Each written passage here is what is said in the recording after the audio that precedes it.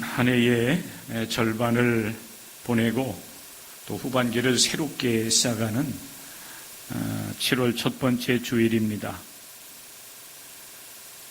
특별히 지나온 6개월 동안에 우리의 삶을 지켜주시고 복을 주시고 인도해 주신 하나님의 은혜에 감사하면서 맥주 감사절 예배로, 주일 예배로 우리 하나님께 이 시간 예배를 드리게 됩니다. 성경의 말씀에 보면 우리가 지켜야 될 3대 절기에 대한 말씀을 우리에게 주시지요. 출애굽기 23장의 말씀 우리가 본문으로 삼았습니다. 그 말씀과 더불어서 신명기의 말씀에 보면 3대 절기, 유월절, 또 무교절, 때로는 무교절이라고 표현을 하기도 합니다. 유월절과 무교절이 같이 있게 되는데, 유월절을 지키라, 또 맥주절을 지키라, 또 수장절을 지키라, 이렇게 우리에게 말씀을 하시죠. 이 말씀은 이스라엘 백성들이 출애굽을 해서 아직은 가나안 땅에 들어가지 아니한 그때에 하나님은 미리 하나님의 사람 모세를 통해서 이스라엘 백성들에게 앞으로 지킬 그런 절기에 대한 말씀들을 주신 것입니다. 하나님께서 약속하셨기 때문에 그대로 이루어질 줄로 믿고 하나님께 감사하는 하라 말씀하시죠. 그리고 실제적으로 이제 가나안 땅에 들어가게 되면 이 절기를 지키며 살아가야 된다 말씀합니다. 늘 여러분 이 절기 때 말씀을 드리지만은 이 세 절기들은 이스라엘의 구원의 역사와 아주 밀접한 관계가 있습니다.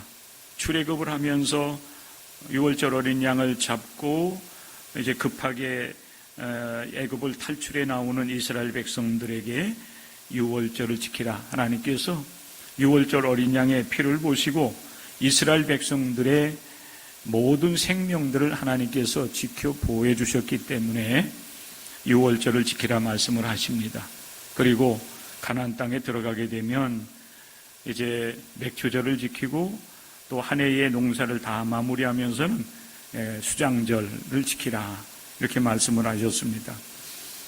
그렇게 하나님께서 말씀을 하실 때에 항상 이제 앞에 주시는 말씀이 뭐냐면 이 감사절을 지킬 때에 하나님 앞에서 지키라 이렇게 말씀하고 계세요. 하나님 앞에서 하나님께 감사를 드리라고 하는 이제 분부인 것입니다. 그래서 오늘 저는 여러분과 같이 하나님 앞에서 나의 하나님, 우리 하나님께 감사의 예배를 우리가 드립니다. 그러면서 여러분들에게 먼저 한 가지 질문을 합니다. 여러분들은 오늘 이 감사의 예배를 하나님 앞에 드리면서 무엇으로 인하여서, 무엇 때문에 이유가 되겠죠? 감사를 드리면서 예배하는가?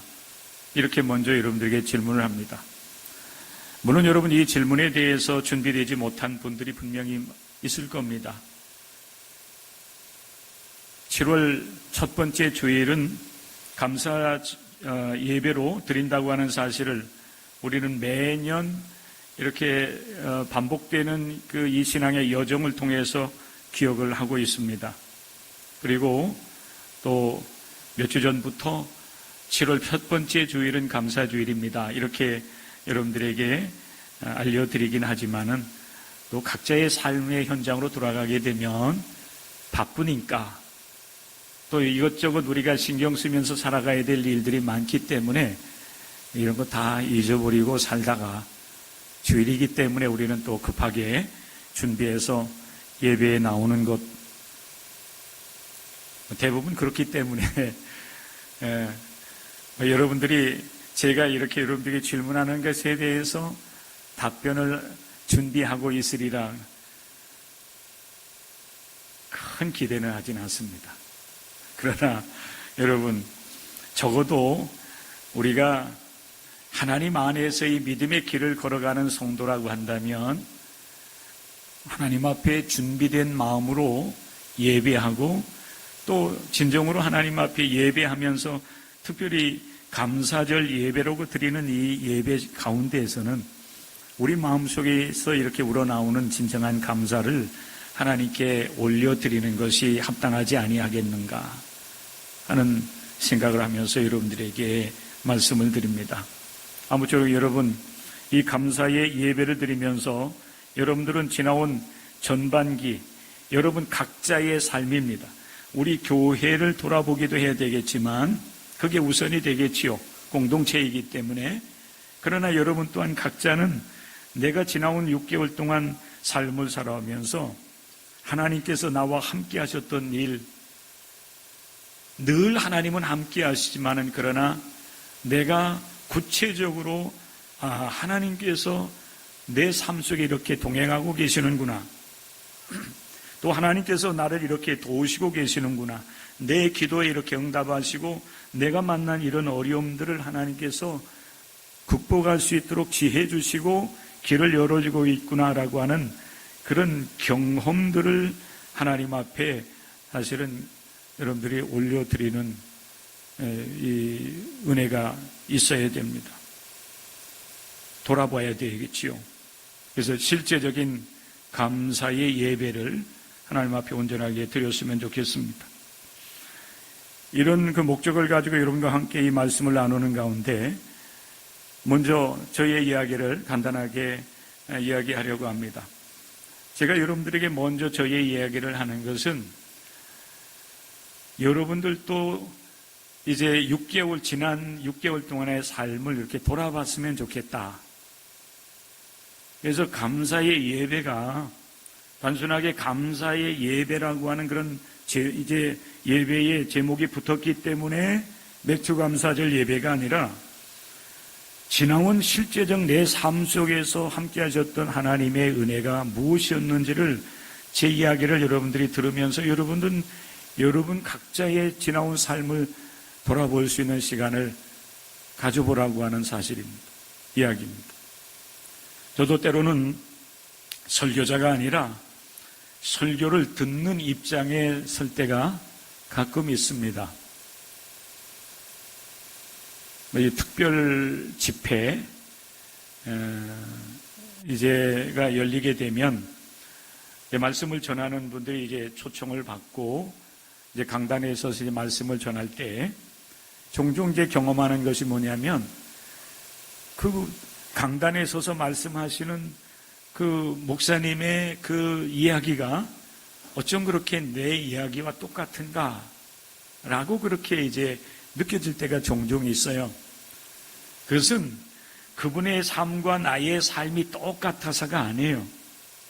분명히 다른 이야기를 하고 있지만은 그분의 지나온 삶의 이야기를 그리고 하나님을 이제 믿고 하나님과 함께 하고 하나님께 복을 주신 그런 이야기를 나눌 때에 내 삶에는 어떤 하나님의 은혜가 있었는가를 저도 나름대로 이렇게 돌아보면서 이제 뭔가 이렇게 통하는 면이 있구나라고 하는 이제 생각을 하면서 그분의 그 간증적인 이야기가 저에게 이렇게 큰 위로가 되고 또 내 삶을 돌아보면서 하나님께 감사하는 시간을 갖게 된다고 하는 사실입니다.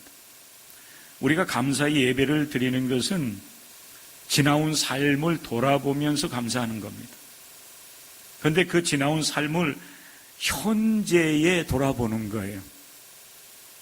오늘 우리는 7월 이제 첫 번째 주일이기 때문에 이미 후반기를 출발하고 있지만은 오늘 감사절 예배를 드리면서는 지나온 6개월 동안의 삶을 돌아보는 겁니다. 어디에서요? 오늘 이 예배를 통해서.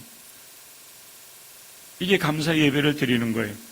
물론 준비된 사람들은 이미 지나온 6개월 동안의 삶에 대해서 차근차근 돌아보면서 물론 그때그때 여러분들이 감사를 했겠지만은 특별한 감사의 예배를 드리면서 내가 무엇을 감사해야 될 것인가를 생각하고 그 사실에 대해서 하나님 앞에 이제 감사를 할 수 있겠지만은 그러지 못한 분들은 제가 대략적인 그런 저의 이야기, 사실은 큰 이야기는 없습니다. 제가 늘 강단에 서서 여러분들에게 얘기했던 것을 다시 어찌 보면은 이렇게 좀 축약을 해서 여러분들에게 이야기하는 것에 불과하기도 해요. 그럼에도 불구하고 여러분들은 저희 얘기를 들으면서 여러분들 한번 지나온 2026년 1월부터 오늘에 이르기까지 여러분의 삶을 돌아볼 수 있기를 바랍니다. 여러분, 2026년 1월 1일, 사실 우리는 송구영신 예배를 통해서 한 해를 마무리하면서 새해를 맞이하게 됩니다. 그리고 정확하게 지금 이 2026년 이 12달 365일의 절반을 우리가 살아왔어요. 그런데 여러분 한번 생각을 해보세요. 지난 연말 연시 여러분들에게 어떤 일이 있었는지 여러분 기억이 나십니까?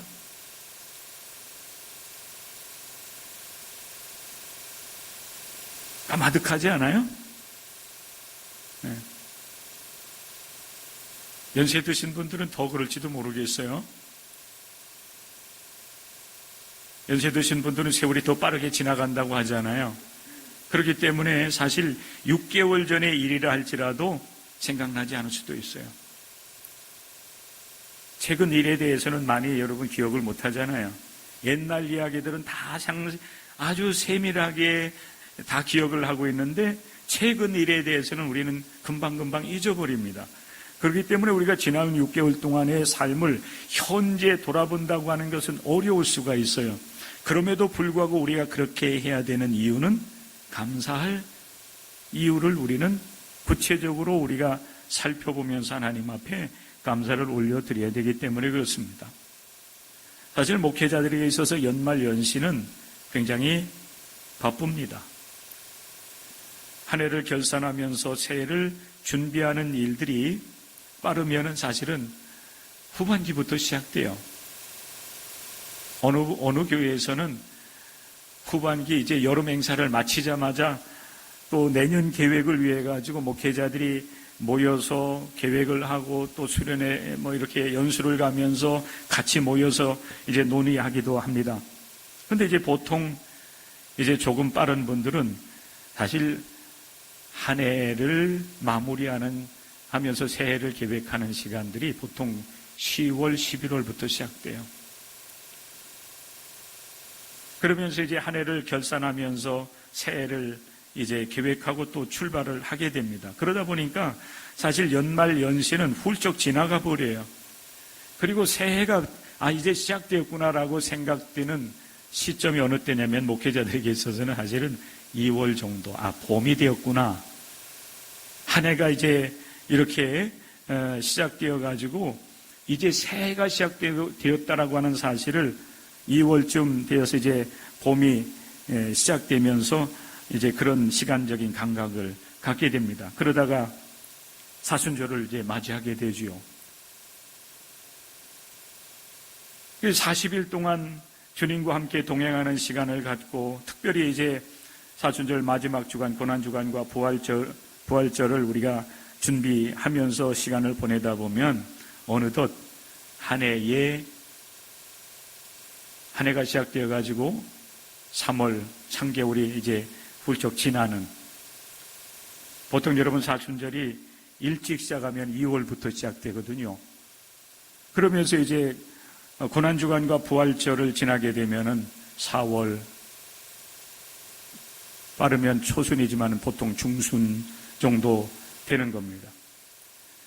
올해는 여러분, 제가 이 고난주간과 이제 부활절을 지나면서 그런 이야기를 드렸지만은 이상할 정도로 이제 이 날씨가 갑작스럽게 이제 따뜻해지면서 봄에 이제 한순간에 모든 꽃들이 그냥 활짝 피어나는 그런 이제 계절을 우리가 지나왔습니다. 혹시 여러분 기억납니까? 그게 불과 사실은 여러분 2-3개월 전이에요. 추운 겨울이 지나고 산에는 알듯 모르게 여러분 진달래가 피어나고 또 우리 주변엔 목련꽃이 피어났습니다. 노란 개나리가 또 이 의정부 시내를 밝게 비추었던 그런 벚꽃이 피어났고, 그리고 난 다음에 철쭉과 최근에는 장미꽃들이 여러분 우리 주변을 아름답게 여러분 장식을 했었습니다. 이게 모든 그 생명체들이 여러분 꽃을 피우고 그리고 조금 지나고 나면은 그게 이제 열매를 맺습니다. 며칠 전 새벽 기도를 끝나고 이렇게 이제 주변을 이제 돌아보는데 우리 여기 이제 녹지가 있잖아요.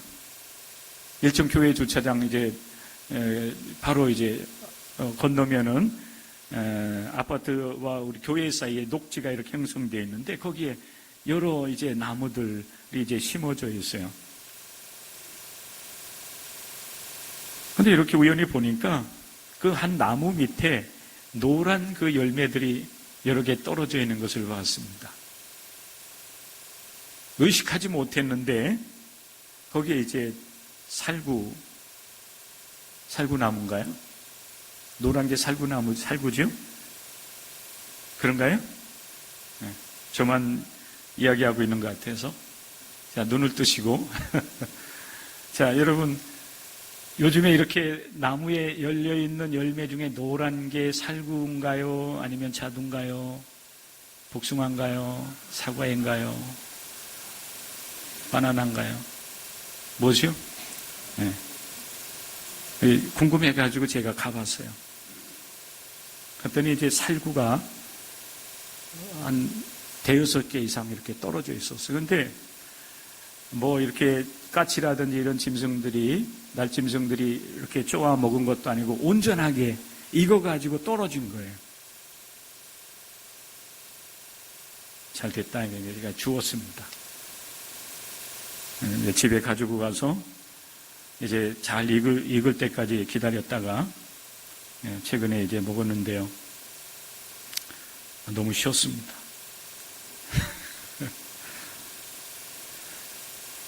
여러분, 보통 이제 봄이 시작되어지면서 먼저 꽃을 피우잖아요. 우리는 그 꽃을 보면서 예쁘다, 아름답다 이렇게 감탄하지만은 사실 그 생명체들, 그것이 여러분 식물이든 나무이든지 간에 사실 이 식물이나 나무들이 꽃을 피우는 것은요, 대를 이어가기 위함이에요. 꽃이 피가 나면은 그 다음에 조금 지나고 나면 거기서 열매를 맺어요. 아니면 다른 어떤 씨앗들을 이제 내가지고 이제 다음 때를 이어나가는 어떤 이제 과정이 되는 것입니다. 여러분, 자연 만물들은 지나온 6개월 동안 이렇게 지금 이제 지나왔어요. 그리고 그 속에서 우리들이 지금까지 삶을 살아왔는데 이제 전반기를 마치면서 후반기를 새롭게 시작을 하면서 이 감사절을 예배를 드리면서 저는 저 개인적으로 한 가지 단어를 생각을 했습니다. 삶이라고 하는 거죠. 삶. 그리고 그 삶의 무게라고 하는 말이었습니다. 이 삶이라고 하는 것을 우리가 태어나가지고 한평생 살아가는 것을 여러분 삶이라고 얘기하잖아요. 살다라고 하는 동사의 명사형이 바로 삶입니다. 이거를 우리가 다른 단어로 표현하면 인생이에요. 사람 인자 날생자. 사람이 태어나가지고 한평생 삶을 살아가는. 저는 여러분 2026년 6개월을 지나면서 그 이 삶 인생의 무게가 얼마일까 생각하게 되었습니다. 그리고 오늘 이렇게 여러분과 같이 감사절 예배를 드리면서도 마찬가지예요. 내 삶의 무게, 인생의 무게는 얼마일까? 우리가 여러분 쉽게 측량할 수 있는 것들, 측정할 수 있는 것들은 우리가 측정할 수 있어요. 나를 형성하고 있는 내 몸, 이 육신의 무게, 몸무게라고 얘기합니다. 내가 태어나서 살아온 그 삶의 시간들, 한 해 한 해가 여러분 쌓이면서 그것을 우리는 나이, 연세 이렇게 표현을 해요. 그런 것들은 여러분 우리가 쉽게 알 수가 있습니다. 내가 태어나서 지금 살아온 삶의 흔적들을 여러분 우리가 체중계에 올라가서 몸무게를 잴 수도 있고, 그리고 내가 태어난 날로부터 해서 지금까지 살아온 시간들을 계산하면은 내 나이, 내가 살아온 삶의 흔적들을 우리는 알 수가 있어요. 지지난주 저는 여러분 이제 지난주에도 잠깐 말씀을 드렸던 것처럼 주일 예배를 마치고 이제 선교 회원들과 함께 인도 선교지를 방문해서 선교사님의 그 선교 현장을 돌아보면서 같이 기도하고 격려하는 그런 일을 하고 돌아왔습니다. 주일 예배를 마치고 곧바로 이렇게 출국을 해야 되는 상황, 그리고 도착하는 시간부터 토요일 이제 제가 돌아오는 인천공항에 돌아오는 시간이 토요일 오후 시간이었습니다. 그리고 곧바로 또 지난 주일 6월 28일 주일 예배를 준비하고 또 9시 예배, 11시 예배, 또 중고등부 1시 예배, 오후 2시 예배, 또 아이들이 이제 남아 있었기 때문에 5시까지 아이들을 기다리면서 애들과 함께하는 그런 시간을 갖고서 이제 지난주 한 주간 동안 이렇게 보내게 되었습니다. 그런데 하나님께서 원하시고 기뻐하시는 이 한 주간의 그 선교지를 이제 돌아본 그런 일들을 감당하며 주일 예배를 드리고 난 월요일부터 왠지 모르게 몹시 힘들었습니다. 사실 일정이 굉장히 힘들기도 했어요.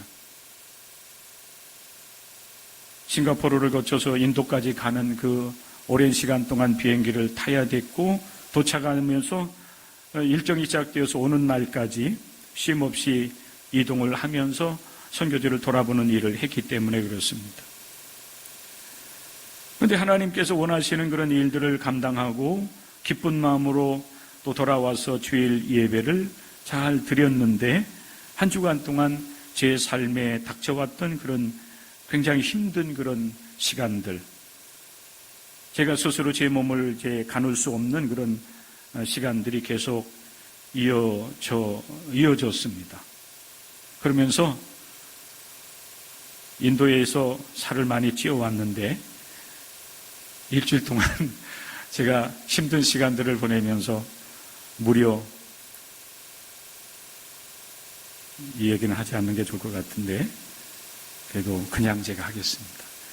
무려 5kg이 빠졌습니다. 아무도 안 놀라십니다. 제 외모에 대해서 별 관심이 없으신 것 같아요.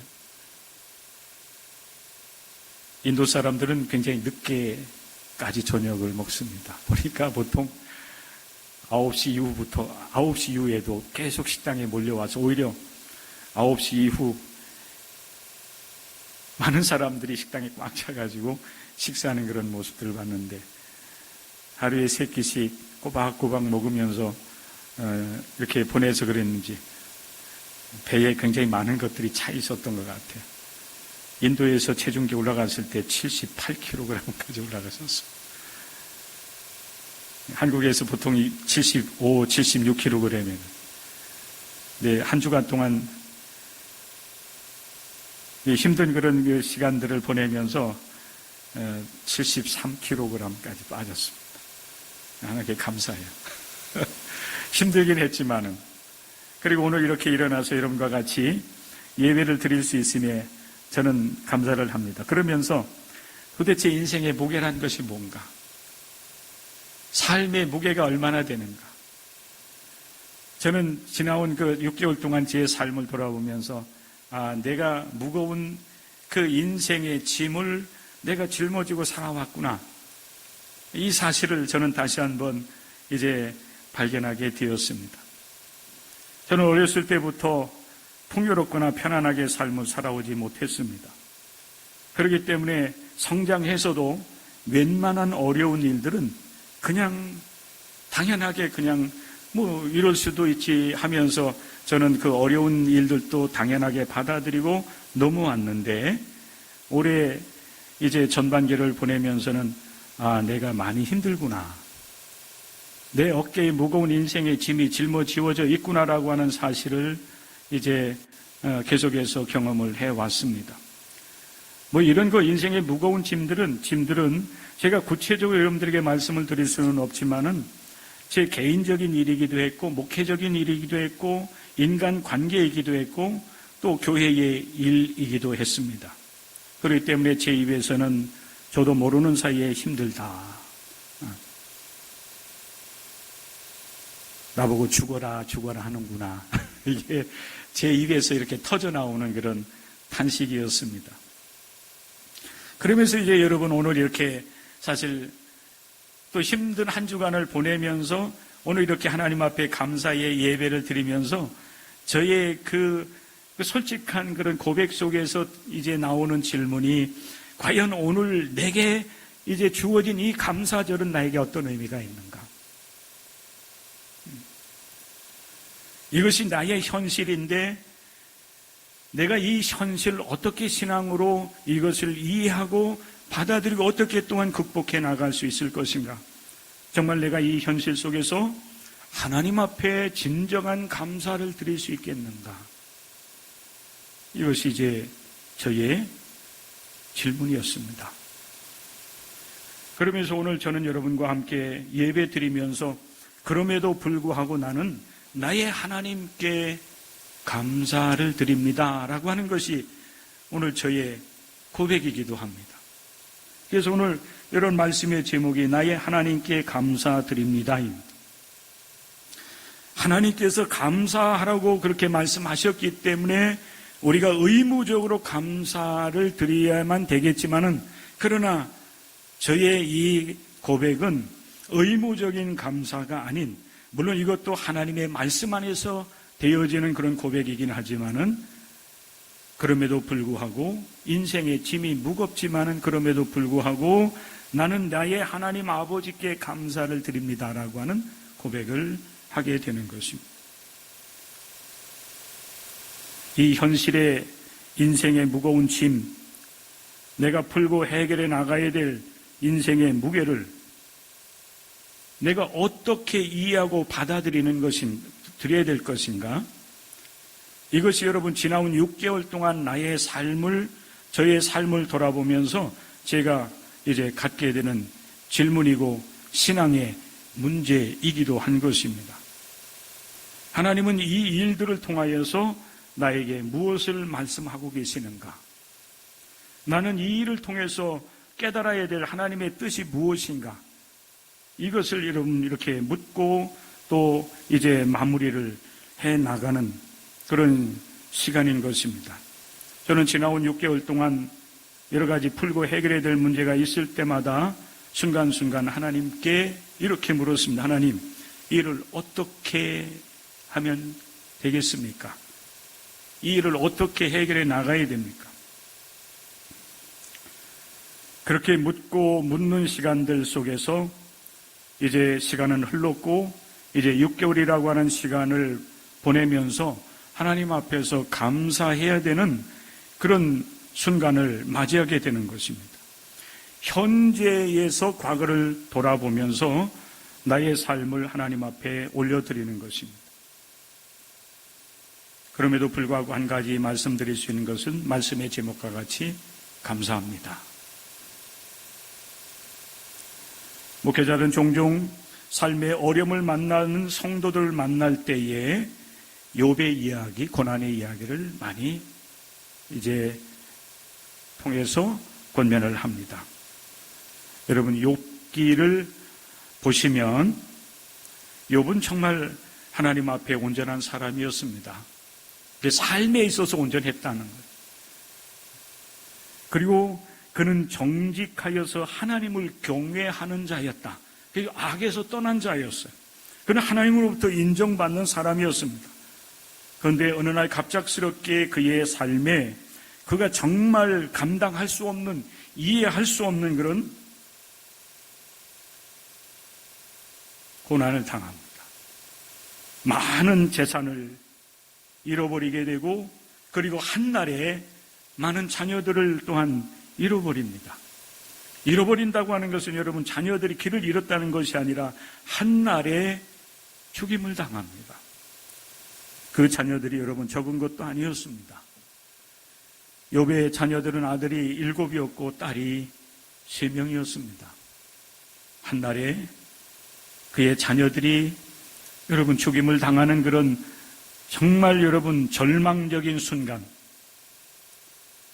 욥은 여러분 어떻게 반응을 했을까요? 모든 재산들, 가축들을 다 잃어버리고 그리고 그의 자녀들도 한순간에 이제 죽어가는 그런 현실을 보고받으면서 욥은 어떻게 반응을 했을까요? 그도 인간이기 때문에 여러분 인간적인 반응을 합니다. 그런데 그의 반응이 참으로 놀랍습니다. 욥기서의 말씀에 보면 그는 그 소식을 들으면서 일어납니다. 그리고 겉옷을 찢고 머리털을 밀어버립니다. 그리고 땅에 그는 엎드립니다. 여러분, 이런 그 행동들이 어찌 보면은 우리가 이 성경을 올바로 이해하지 못한다라고 하면은 하나님을 향해서 분노한 어떤 감정이라든지 반항하는 그런 모습으로 비춰질 수 있을지 모르겠지만은 그러나 여러분 절대 그렇지 않습니다. 겉옷을 찢고 머리털을 밀고 땅에 엎드린다고 하는 것은 이스라엘 백성들이 하나님 앞에서 그가 감당할 수 없는 그런 어려움을 만났을 때, 그의 죄를 깨달았을 때 비로소 하나님 앞에 회개하는 모습, 겉옷을 찢고 머리를 때로는 밀기도 하고 풀어 제치기도 하고 죄를 덮어 쓰면서 하나님 앞에 엎드려 회개하는 것이 바로 이런 모습입니다. 그런데 우리가 종종 여러분 놓치는 한 말씀이 있어요. 욥은 여러분 이렇게 하나님 앞에서 자신의 고난의 문제를 놓고서 회개하는 것 끝나지 아니하고 놀랍게 그 말씀 이후에 이어지는 말씀이 뭔가 하면은 땅에 엎드려서 그는 예배했다는 것. 그가 이해할 수 없는 그런 많은 고난과 아픔을 경험하면서 그는 오히려 하나님 앞에 엎드려 예배하고 있다는 것입니다. 그러면서 그가 고백했던 고백이 우리가 잘 알고 있는 이 욥기 1장 21절의 말씀이에요. 욥이 하나님 앞에 엎드려 이렇게 고백하며 감사하며 찬송합니다. 내가 모태에서 알몸으로 나와 싸운즉 또한 알몸으로 그리로 돌아가올지라. 주신 이도 여호와시요 거두신 이도 여호와시오니 여호와 이름이 찬송을 받으실지니라. 여러분, 모든 것을 다 잃어버리고 그 자신도 또한 온몸이 여러분 큰 고통 가운데 빠져 있음에도 불구하고 그는 엎드려서 하나님 앞에 오히려 예배하면서 하나님께 감사하고 그리고 하나님을 찬송합니다. 자, 여러분, 이게 가능한 일입니까? 여러분, 우리라고 한다면은 여러분 이런 일들이 여러분 정말 가능할까요? 욥이 고백하고 있는 이 고백은 여러분 단순하게 입술의 고백만은 아닙니다. 정말 그 마음 중심에서 우러나오는 그의 고백이에요. 누가 이 고백을 할 수 있을까요? 믿음의 사람만이.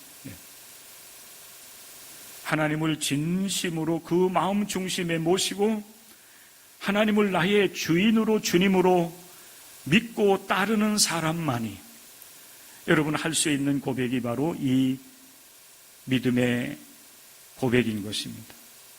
저는 여러분들에게 지나온 이 전반기의 삶을 돌아볼 수 있는 시간들을 여러분에게 제공해 드리면서 여러분에게 바라는 것은 여러분들도 지나온 6개월 동안의 삶을 돌아보면서 욥과 똑같은 삶을 아니었다 할지라도 따로 힘들고 어려운 그런 상황들 속에 있었던 성도들이 있다면 또 지금도 여러분 그런 어려움 속에 빠져 있는 성도들이 있다라고 한다면은 여러분 절대로 낙심하거나 절망하지 마시고 욥과 같이 여러분 자신들을 돌아보면서 우리 하나님 앞에 엎드릴 수 있는 그리고 여러분 이 마음 중심에서 우러나오는 이 욥의 진정한 믿음의 고백을 여러분들 드릴 수 있는 하나님의 은혜가 여러분들에게 있기를 간절히 소망합니다. 오늘은 감사절이기 때문에 그래요.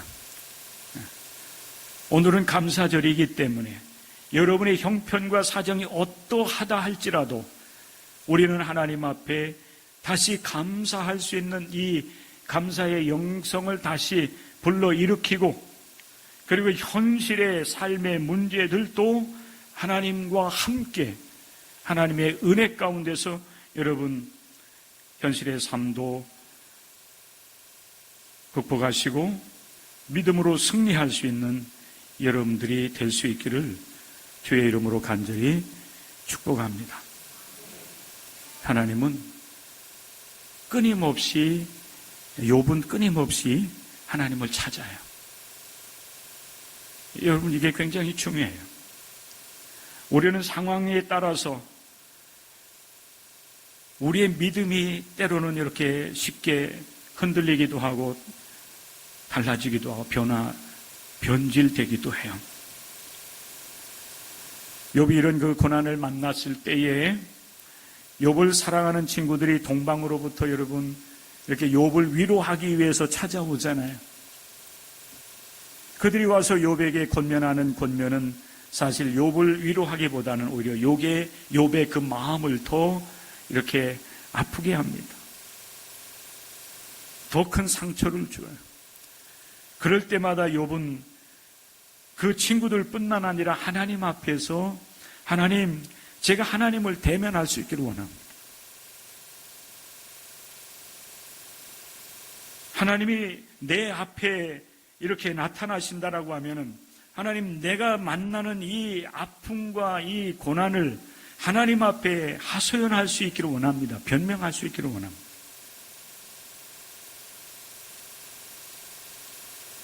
그럼에도 불구하고 사실 하나님은 욥에게 나타나지는 아니하십니다. 그럼에도 불구하고 욥은 끊임없이 또 하나님을 찾습니다. 결론적으로 보면 여러분, 욥은 하나님을 그의 육신의 눈으로는 대면하여 하나님 앞에서 그 자신의 문제를 변명하고 하소연할 기회는 얻지 못하지만은 정말 진정으로 그는 하나님을 만나는 경험을 합니다. 하나님께서 그를 인정해 주시고 그리고 그를 다시 회복시켜 주신 은혜를 욥이 경험하는 것이 이제 욥기의 결말이 됩니다. 사랑하는 성도 여러분, 우리는 영이신 하나님을 대면하여 볼 수는 없다 할지라도 하나님을 향한 우리의 믿음을 우리가 믿음이 변하지 아니한 가운데 하나님을 찾고 찾으면 하나님은 우리를 찾아오셔 우리를 만나주시고 우리로 하여금 하나님의 은혜를 경험할 수 있도록 역사하신다고 하는 사실을 여러분들 기억할 수 있기를 바랍니다. 다윗이 그의 아들 솔로몬에게 주는 권면도 마찬가지였습니다. 너는 네 아버지 하나님을 알고 온전한 마음과 기쁜 뜻으로 섬길지어다. 하나님을 섬기라. 권면하면서 우리 하나님은 모든 마음을 감찰하시고 모든 의도를 아시는 분이시다. 그러니 네가 만일 그를 찾으면 하나님은 너를 만나 주실 것이다 라고 그의 아들 솔로몬에게 권면하는 말씀, 역대상 28장을 통해서 우리가 볼 수 있게 됩니다. 특별히 여러분, 힘들고 어려운 그런 전반기의 삶을 살아오셨다라고 한다면 더욱더 하나님 앞에 엎드려서 하나님을 찾는 여러분들이 될 수 있기를 주의 이름으로 부탁을 드립니다. 우리가 여러분 이 감사절기를 맞이할 때마다 늘 이제 함께 듣는 말씀이 있지요.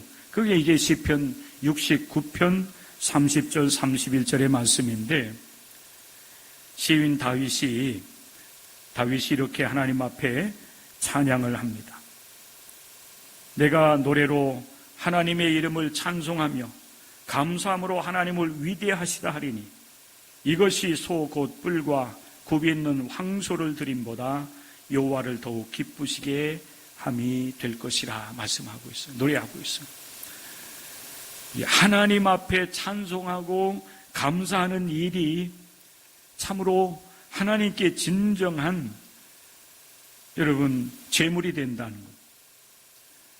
하나님 앞에 황소를 드리는 것보다 하나님을 기쁘시게 하는 것이 바로 하나님을 향하여서 찬송하고 하나님께 감사하는 일이 된다는 것.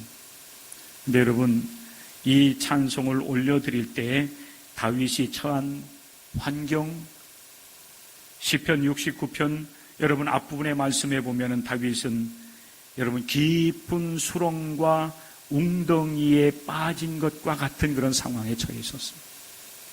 그리고 바로 여러분 시편 69편 30절 31절 그 앞부분의 말씀에 보면 다윗은 그런 상황 속에서 하나님 앞에 이렇게 간구하고 있습니다. 오직 나는 가난하고 슬프오니 하나님이여 나를 구원으로 주의 구원으로 나를 높이소서. 그가 처한 현실은 깊은 수렁과 웅덩이에 빠진 그런 상황, 가난하고 슬픈 그런 상황입니다. 그렇기 때문에 그런 마지막까지 하나님 앞에서 하나님 나를 구원해달라고, 나를 높여달라고 그렇게 간구하지만은 그런 가운데서도 또 그는 하나님을 찬송하며 하나님께 감사하는 것입니다. 이것이 바로 오늘 이 시대 우리 기독교인들이 하나님 앞에 드려야 될 진정한 감사가 아닌가. 인도 선교 현장을 밟으면서 한 가지 감사할 수 있는 그런 소식을 들을 수가 있었습니다. 여러분, 인도는 굉장히 큰 나라이고 수많은 그런 인구 자원을 가지고 있고 또 사실 기술력도 굉장히 이제 IT 쪽이라든지 이쪽에는 굉장한 기술을 가지고 있는 나라입니다. 우리보다 사실은 인공위성이라든지 이런 것은 또 앞서 있어요. 거기는 핵무기도 가지고 있는 나라일 겁니다. 그럼에도 불구하고 경제 소득은 우리의 10분의 1도 안 돼요. 한 2,300달러 정도 된다고 그래요.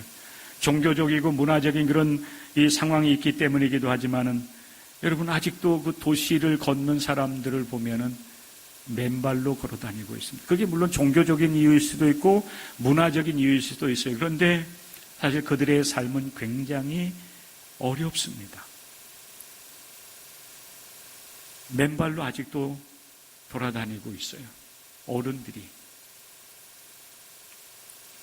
빈민가 가면은 정말 쥐들이 쓰러미더미에 이렇게 쥐들이 막 뛰어노는 모습을 봤는데 귀엽기도 하지만은 사실 옛날 어렸을 때 쥐들을 생각하면 징그럽기도 했습니다. 막 그 쓰레기 더미에서 쥐들이 퐁퐁퐁퐁 올라와요. 제가 세봤어요. 10마리도 더디에 막 올라 노는 아이들이. 그렇게 제 그 주간에 제가 우리나라 뉴스를 이렇게 인도에서 접하게 됐는데 우리 대한민국 2026년 6월달 수출이 세계 모든 나라 가운데 그 모든 나라 중에 5번째라고 하는 소식을 들었습니다. 물론 여러분 특정 대기업의 이제 메모리 반도체의 사업이 잘 되기 때문에 이렇게 많은 수출을 하게 되긴 했지만은 과거 우리가 살아왔던 그런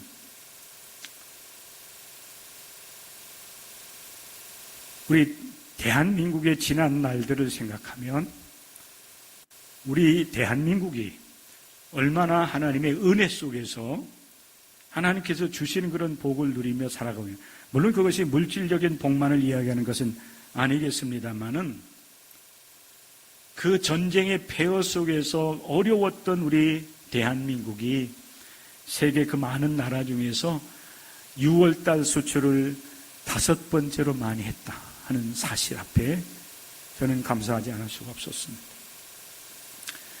물론 여러분들에게 체감적으로 그렇게 느껴지지 않을 수도 있습니다만은 그러나 정말 우리가 어려웠던 그런 과거의 지난 시간들을 생각하면 오늘 우리가 살아가는 이 세상은 과거에 우리가 천국이 이랬으면 좋겠다 생각할 만큼 여러분 우리나라는 아름답고 풍요롭고 복 있는 나라가 된 것은 분명한 사실입니다. 이 사실에 대해서 우리는 하나님 앞에 감사하면서 후반기에, 이제 전반기를 우리가 감사함으로 마치니 후반기에는 또한 감사함으로 살아가면서 골로새서 2장 6, 7절의 말씀과 같이 감사함이 넘치는 그런 후반기가 되시기를 주님의 이름으로 간절히 축복합니다.